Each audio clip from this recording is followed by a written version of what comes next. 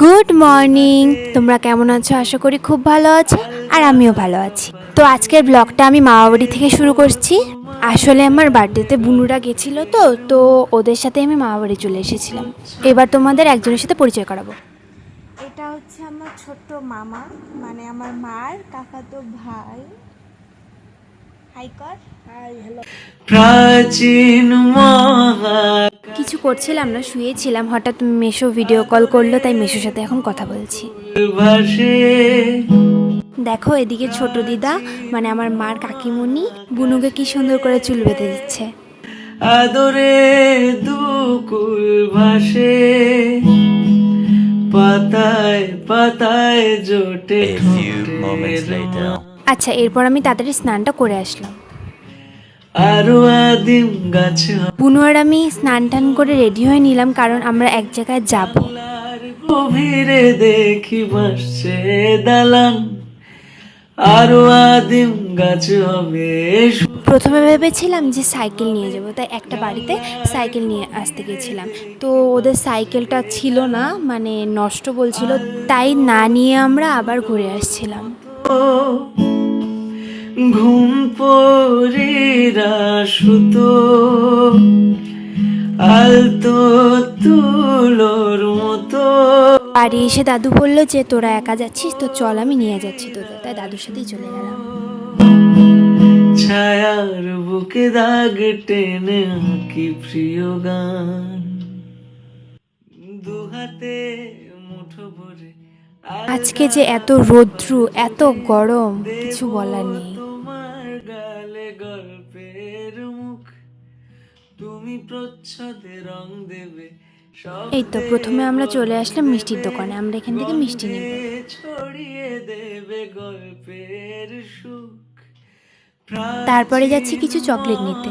আকাশে এই তো আমাদের চকলেট নেওয়া হয়ে গেল। এবার আমরা যাচ্ছি বাড়ির দিকে। ভাসে প্রাচীন মহাকাশে এই তো চলে আসলাম বাড়িতে। আদরে দুকুল বাড়ি এসে এই যে ম্যাডাম বাসন ধুতে লেগে গেছে। পাতায় পাতায় জোট তারপরে মাসি আর আমি চলে গেলাম দুজনে একটু ফুল পাড়তে, একটু সাজাবো বলে। আরো আদিম গাছ হবে সূর্য নরম হবে জানলার গভীরে দেখি ভাসছে দালান আরো আদিম গাছ হবে সূর্য নরম হবে জানলার গভীরে। তারপরে ঘরে এসে আমরা খাবার দাবার সব গুছিয়ে নিচ্ছি। এই যে পাশে যিনি বসে আছেন, ইনি হলো আমার দিদা। মতো এত আয়োজন কিসের? তোমাদের মনে হয়তো একটু খটকা চাকবে যে কিসের এত আয়োজন, তো আমি এখন বলছি না, তোমরা ব্লগটা কন্টিনিউ দেখতে থাকো। আচ্ছা, একে একে বলে দিচ্ছি যে এখানে কি কি আছে। এখানে আছে মিষ্টি কুমড়ো ভাজা, আর এখানে আছে পটল ভাজা, বাঁধাকপি ঘন্ট, ছোট মাছের তরকারি, শাক ভাজা, চাটনি, এখানে আছে পনির, ডাল, পায়েস, আর আছে চকলেট আর মিষ্টি। আলগা কপাল জুড়ে দেব তোমার যে ফুলগুলো পেরে এনেছিলাম এই সাজানোর জন্যই পেরে এনেছিলাম। এখন সাজিয়ে নিচ্ছি আমরা সবাই মিলে।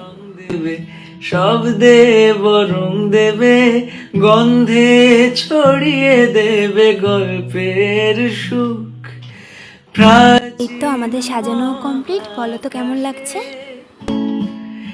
আদর তোমাদের বলবো যে আজ কি এত আয়োজন কিসের। তো আজ হলো আমার মামির স্বাদ। তাহলে এটা হলো সেকেন্ড বারের স্বাদ, মানে আমার বুনুর সময় একবার স্বাদ বড় করে হয়েছিল, তো দ্বিতীয়বার বলে করা যায় না, তাই আমরা মানে আমাদের যেতেই বলতে গেলে করা ছোট্ট করে একটা আয়োজন করে করার চেষ্টা করি। এখানে আমার মামি মানে আমার এই যে মামাটাকে তো খাইয়ে দিচ্ছে। প্রথমে বলে ছেলেদের খেতে হয়, তাই ওকে খাইয়ে দিচ্ছে। আর এই খাওয়ানো দেখে এই আমার বুনু যে এত রাগ, ওকে কেন খাওয়াচ্ছে সবার আগে। আরো আদিম গাছ হবে সূর্য নরম হবে জানলার গভীরে দেখি ভাসছে দালান আলতো তুলোর মতো। তো বোঝে না, তাই ওকে বলা হয়েছে যে আজকে আমার বার্থডে, তাই এত আয়োজন। আচ্ছা, এদিকে সব বাচ্চারা আর দাদু আর একটা দিদা মিলে, মানে এটা আমার মার আরেকটা কাকিমণি, সবাই মিলে ওরা খেতে বসে পড়লো। A few moments later.